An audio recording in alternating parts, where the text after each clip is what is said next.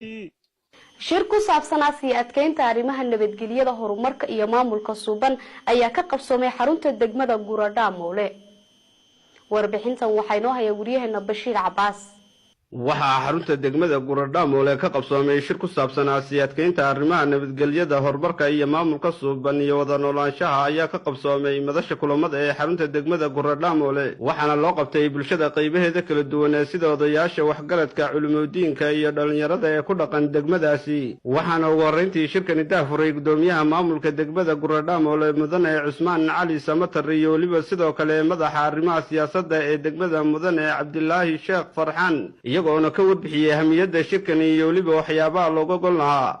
maamulka oo kaliya waxqabadkii ama horumarkii ma sameeyay maxaa loo baahan yahay shacabka inuu garab istaagaan loo baahan yahay culimada inay garab istaagaan hooyooyinka garab istaagaan dhalinyaradu inay garab istaagtaan loo baahan yahay markii shacab ahaan dhalinyaradii culimada odayaashii ay garab istaagaan maamulka jira ayaa markaas waxa la oran karaa horumarkii uu taabagalaya ama horumarka uu qabsoomi karaa way laakiin haddii bulshada xaggeeda cagajiid ka yimaado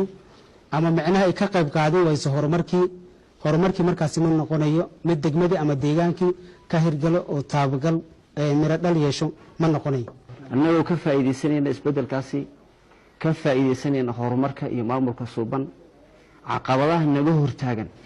inaanu isla qeexna sidaan uga gudbi lahayn inteena meesha wada fadhino dhan waxaan nahay dadkii mas'uulka ka ahay degmada inteena haddaanu dhexda ka guntano jiha toosan isla qaadano waxaan aaminsanahay dadkii wax u qaban la in anagu nahay marka haddii Ilaahay yiraahdo waxaan soo bandhigi doonaa annaguna aad nagula xisaabtami doontiin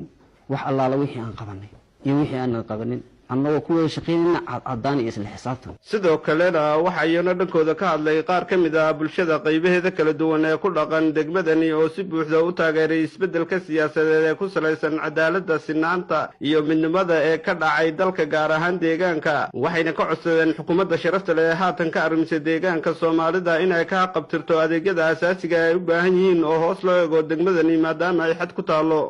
horta xagga nabadgelyada oo iyo horumarka wax la taaban karaa horta meesha hadda ka dhacay oo wixii hore ka bedelan sida xurriyatul qowlka sida ma garanaysaa nabadgelyada sida ma taqaanaa adigu horumarka wax badan baa horta meesha ka jiro wayna soo socdaan waana la filahayaa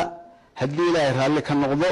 taasi waa soo dhaweynayaa isku soo wada duub oo shirkan nabadeed ayaan ahaynkii ugu horeeyay ka qabsoomaa degmadani Bashiir Cabaas telefishinka caalamka SRTV xarunta degmada Guradaamoole ee gobolka Liibaan.